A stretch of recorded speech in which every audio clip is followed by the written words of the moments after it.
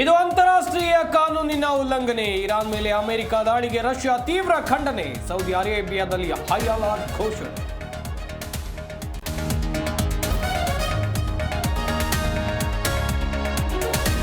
ಅಮೆರಿಕದ ವಿರುದ್ಧ ಇರಾನ್ ಪ್ರತೀಕಾರದ ದಾಳಿ ಸಾಧ್ಯತೆ. ಯುಎಸ್ನ ಪ್ರಮುಖ ನಗರಗಳಲ್ಲಿ ಹೈ ಅಲರ್ಟ್ ಘೋಷಣೆ. ಮುಂಜಾಗ್ರತಾ ಕ್ರಮವಾಗಿ ನಿಗಾ ವಹಿಸಲು ಸೂಚನೆ.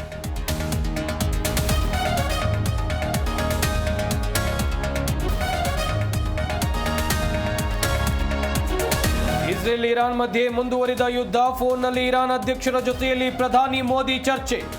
ಮಾತುಕತೆ ಮೂಲಕ ಬಗೆಹರಿಸಿಕೊಳ್ಳುವಂತೆ ಸಲಹೆ.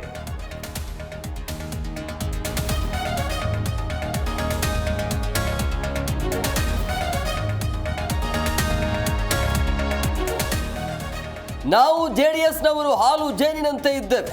ನಮ್ಮಲ್ಲಿ ಒಡಕಿಲ್ಲ. 2028ಕ್ಕೆ ನಮ್ಮದೇ ಸರ್ಕಾರ. ಮಂಡ್ಯದಲ್ಲಿ ವಿಪಕ್ಷ ನಾಯಕ ಅಶೋಕ್ ಹೇಳಿಕೆ.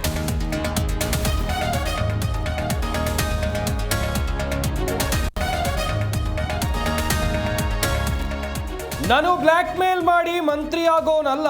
ಮನೆಗಳಿಗೆ ಲೆಟರ್ ಕೊಟ್ಟು ಸುಸ್ತಾಗಿದ್ದೇನೆ. ಈ ಬಗ್ಗೆ ತನಿಖೆ ಆಗಲಿ ಎಂದ ಶಾಸಕ BR ಪಾಟೀಲ್.